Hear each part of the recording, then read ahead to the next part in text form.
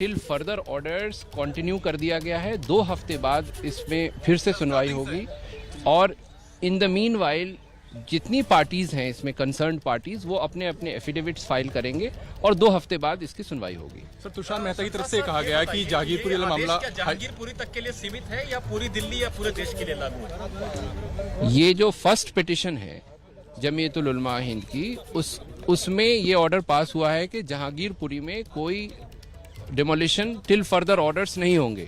जहां तक दिल्ली में और हिंदुस्तान के दूसरे हिस्से में डिमोलिशन की बात है, उसको इस तरीके से जो डिमोलिशन किया जा रहा है उस इशू को एग्जामिन किया जाएगा। 2 हफ्ते बाद उसकी सुनवाई होगी और तब उस पर कोई फैसला आएगा। इस बात को रखा कि एक पक्ष को रख के टारगेट किया जा रहा है इस मामले में, और इस पर आप क्या कहेंगे? कोर्ट का क्या रुख रहा है इस पर? देखिए, कोर्ट ने अभी इस पर कोई अपना ऑब्जर्वेशन नहीं दिया है कि एक पक्ष को किया जा रहा है या अलग अलग पक्ष को किया जा रहा है, लेकिन ये बात जो सिब्बल साहब ने या दवे साहब ने कही है उसमें बहुत हद तक सच्चाई है।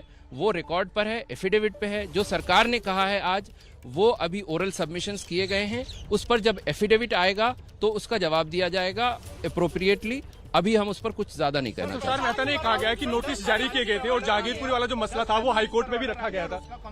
अरे यार, इस बात को लेकर कितनी गंभीरता से कोर्ट ने लिया? ये बहुत गंभीर मसला है क्योंकि आप सब लोगों के सामने ऑर्डर पास हुआ था और आप सब लोगों ने उसको फ्लैश किया था और उसके आधे घंटे बाद मैंने इन राइटिंग कम्युनिकेट किया था, लेकिन उसके बावजूद ये डेमोलिशन नहीं रुका और वो चलता रहा और काफ़ी देर तक चलता रहा। और अगर ये डेमोलिशन रुक जाता ऑर्डर मिलने के बाद, ऑर्डर की खबर पहुंचने के बाद, तो शायद कुछ कम डेमोलिशन हो पाता। लेकिन इस बात की जानकारी हमने कोर्ट को एफिडेविट के जरिए दी है।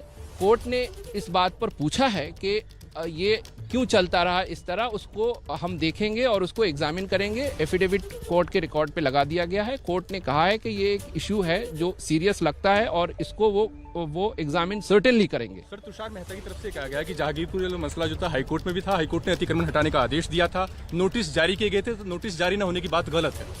देखिए,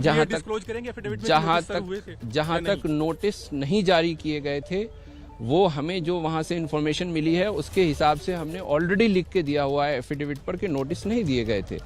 लेकिन अब इंडिविजुअल पर्सन्स के एफिडेविट इस बारे में हम दाखिल करेंगे।